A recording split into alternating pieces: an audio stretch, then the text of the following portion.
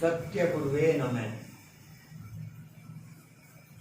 परमपिता परमात्मा के अनेक नाम हैं। अनेक नामों में ओम नाम सर्वश्रेष्ठ है, क्योंकि यह अंदर से आया।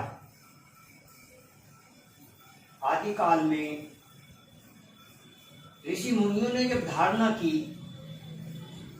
तो शुरू में उन्हें अनेक आवाजें आई, अनेक ध्वनि हुई अंदर,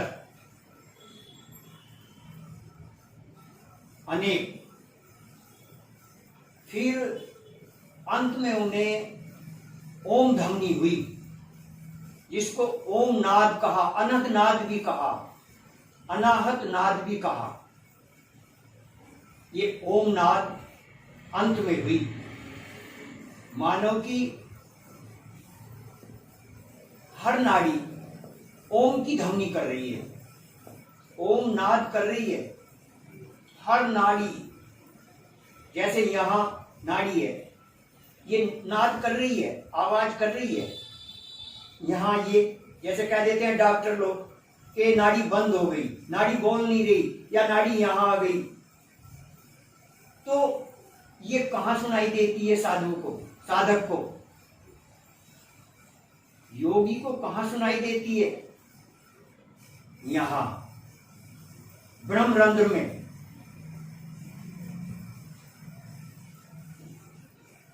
इसको जब ऋषि मुनियों ने सुना तो उन्होंने ओम बोल दिया, जबकि अंदर ओम नहीं है, ओम जैसी है, पर बोलना तो पड़ेगा कुछ। जब अंदर नाद हुई उनको ओम, ओम जैसी, तो उन्होंने बाहर बोल दिया ओम। जैसे कैसे? पट। इस आवाज को कोई लिख नहीं सकता, पर लिखना तो पड़ेगा, बोलना तो पड़ेगा। क्या? पट। पट जैसी, पट नहीं है ये, पट जैसी है। कॉपी में लिख दिया इसको पट, किताबों में लिख दिया पट, लेकिन ये कोई लिख ही नहीं जाएगी। पर नहीं, फिर भी लिखी जाएगी, बताने के लिए, समझाने के लिए। इसी तरह से ओम हमारे अंदर, हर प्राणी के अंदर ओम ध्वनि हो रही है। लेकिन इसका ज्ञान किसको होगा? ज्ञान इसका मानव को हो सकता है, और मानव को भी उसको होगा जो लंबे समय तक अभ्यास करेगा, योग साधना करेगा, धारणा करेगा। धारणा करते करते उसको ये ओम ध्वनि गरजने लगेगी यहां। तो इसीलिए हमारे ऋषियों ने इसको ओम बोल दिया, क्योंकि बोलना पड़ेगा, कहना पड़ेगा। अब वेद किसने लिखे? ऋषि मुनियों ने। जब उनको ध्वनि उतरी, ओम ध्वनि, ओम नाद हुई, तो उन्होंने उस पर ध्यान लगाया। ध्यान लगाते लगाते उनको ऋचाएं उतरने लगी, ऋचाएं उतरने लगी, वे बाहर बोलने लगे। शिष्यों ने कंठस्थ कर लेते थे। उस समय लिखाई पढ़ाई का काम कुछ नहीं था, बस गुरु ने बोल दिया, शिष्य ने कंठस्थ कर लिया, शिष्य ने याद कर लिया। इसीलिए तो हर ऋचा से पहले ओम लिखा, ओम बोला, क्योंकि ओम के द्वारा ही, ओम की ध्वनि को सुनने से ही ऋचा उतरी। जब ऋचा उतरी तो उन्होंने सबसे पहले हर ऋचा के साथ ओम लगाया। ओम के बिना ऋचा अधूरी है जी।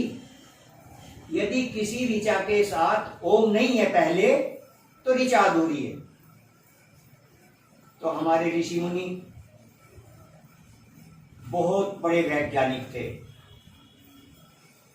उन्होंने अनुसंधान किए, अपना जीवन हमारे लिए उन्होंने न्योछावर कर दिया। आज हम उनका ऋण क्या उतारते हैं? नहीं उतार सकते, उतर जाएगा यदि हम उनके बताए मार्ग पर चलेंगे। जब हमारे ऋषि मुनियों को वह ध्वनि हुई तो आज भी तो होनी चाहिए। होगी किसको? जो ध्यान साधना करता है, योग साधना करता है, मर्यादा में रह के कार्य करता है, तो उसको वो ध्वनि अवश्य उतर जाएगी, अवश्य उतर जाएगी। ओम नाद अवश्य होगी उस साधक को जो ध्यान साधना करता है और नियमबद्ध कार्य करता है, जो कि हमारे ऋषि मुनियों को उतरी।